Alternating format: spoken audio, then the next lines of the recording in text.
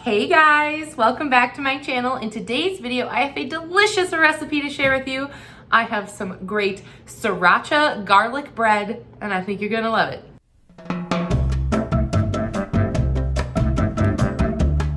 All right, if you're new here, hi, I'm Claire. I love to cook, I love to bake. If you're into that kind of stuff too, definitely hit that subscribe button down below because I do love to share my recipes with you guys. So a few of you may have seen I posted like a little community post a week ago that a friend of mine tragically passed away, and it's been kind of a difficult week. She was an incredible cook. She loved to bake and she loved to share food. She was constantly making food and taking it to people. She was like a little food fairy, and she loved spicy food. She is the one who gave me my first bite of sriracha when I was like a teenager, and I thought that in honor of her, it would be great to invent a bread. I worked pretty hard at it because there was a potluck in her honor, and I really wanted to bring something that I felt embodied my dear friend Becky. And because Becky loved to share food, I thought that I would share this recipe with you guys in case you want to try it. It is sriracha bread, but we call it in our house, we call it Becky bread. And it was a very healing experience baking this bread all day. So if you like things a little bit spicy, then I hope you really enjoy this recipe. All right, so all of these ingredients are pretty basic. You can buy them at your average grocery store. I will leave a list of all the ingredients as well as the proportions of everything in the description down below. I am starting with my stand mixer. You could definitely do this by hand though, so don't be intimidated by the mixer. I made bread by hand for years before I got one. And I'm starting with my flour. This is bread flour. It's important that you use bread flour. It's got a higher protein percentage, and that will make your bread nice and glutinous and chewy and all the things you want. So I am using 2 3/4 cups. I know people who are really good at baking always weigh their flour, but guys, I invented this recipe and I use cups, so there you go. I'm also throwing in 1/2 teaspoon of salt, 2 tablespoons of brown sugar. I'm also putting in 1 whole pouch of active dry yeast. Double check that your yeast is not expired because you definitely wouldn't want to do all this work for your dough not to rise. Now I've got my paddle attachment on here and I'm just kind of mixing that all together. Takes about a minute.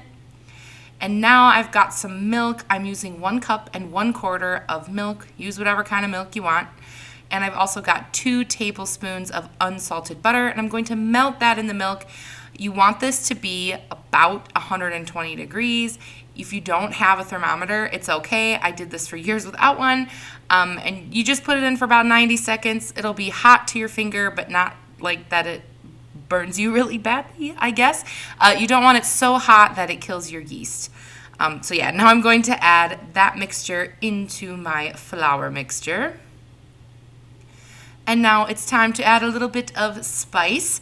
We're going to start out with the cayenne pepper. I'm using 1/2 teaspoon. You could definitely tone that down if you didn't want this to be so spicy, but I did, so I put the thing in there. And now I am doing my sriracha. I'm doing 2 tablespoons of sriracha.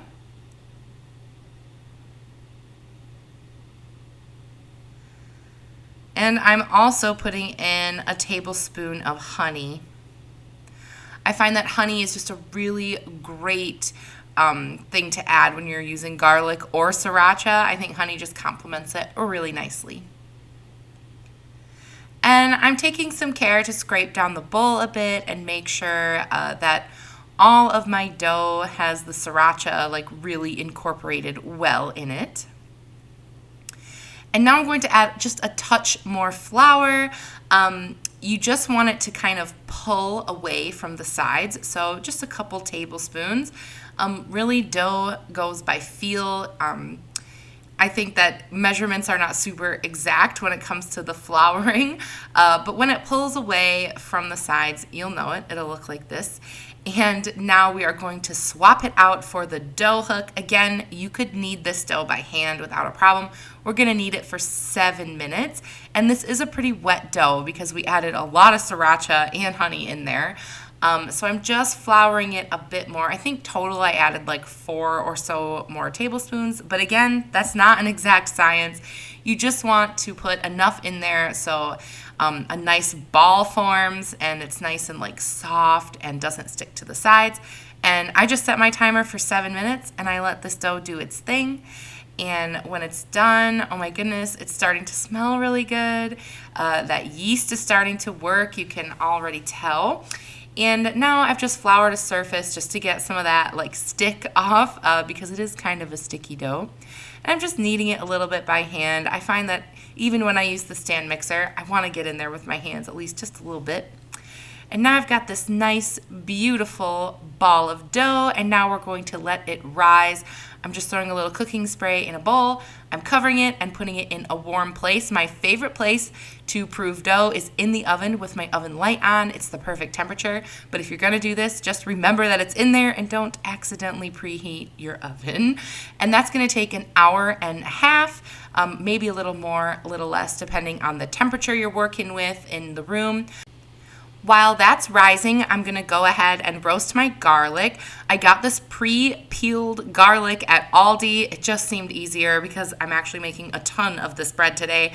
But you could just use a clove, like that's fine, like, or a head of garlic, and you can do it, you know, that way. But I'm actually gonna put this in the air fryer, a little bit of olive oil. I don't know if you knew that you could roast garlic in your air fryer, but you can, 15 minutes at 400 degrees. You could also do it in the oven the traditional way.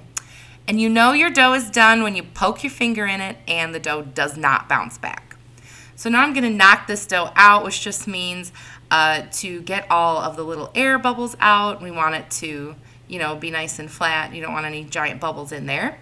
And now it's time to shape our dough. I am making like little buns today. That's because it's for a potluck and I thought it would be a lot easier than making like a giant loaf that people would try to have to like cut. So, but when I was experimenting with this recipe, I did do like a big, beautiful braid. You could also just put it in like a loaf pan. Really, bread shaping can be as creative and as interesting as you want it to be.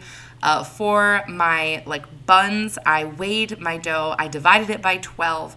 And now I'm weighing out my individual dough balls because I want them all to be equal. You'll get the most even bake if they are equal. And now I'm just flattening out my dough, throwing a little bit of that roasted garlic in. And the best way to get a great bun is you want some tension on the outside of your bun. And you do that by folding the edges in on themselves over and over and over. And it makes that outside nice and tight. And that's what makes them nice and big and round and amazing. I like to use like my bench to just like, I don't know, rub the bottom so that it's like nice and sealed. And now I'm just doing that for all of these buns.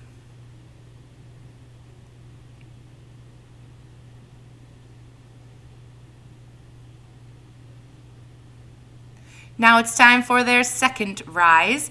Normally I do a cloth over my bread for the second rise, but I only had one. And because these didn't fit on one pan, I used plastic wrap. So just like use what you got. Basically, you just want to cover it so that they don't get like a weird, like kind of crusty, dry outside. And now I'm letting that rise again for 45 minutes. I'm preparing my egg wash. It's really simple. It's just an egg, nothing else. I'm just beating that a bit. And now I'm painting it on with a pastry brush. This is what's going to give your bread that beautiful golden brown color. And it's also going to help us make our sesame seeds stick. I think sesame seeds are the best in combination with sriracha. The flavors just go really well together. And I also think it makes your buns look really pretty. So I'm just tossing those on. And now it's time to bake them. These are going to bake at 375 degrees for 18 to 20 minutes. And even though I don't show you here, I do swap them, like because they're on 2 levels, just so that they're like really evenly baked. I will swap them halfway through. And that's it. So easy, so professional. They smelled so amazing. I think there's nothing in this world that smells better than freshly baked bread. And you know they're done if you give them a little tap, they'll sound a little bit hollow inside. And these are so like soft and delicious. I just love them. You can see those little bits of roasted garlic inside. The spice doesn't hit you, you know, till the very end. And you guys, seriously, I spent all day making these. I made like 60 of these and they were a huge hit.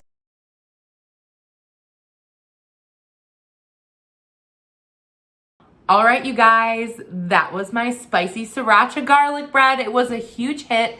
I actually just got back from that memorial potluck that was had.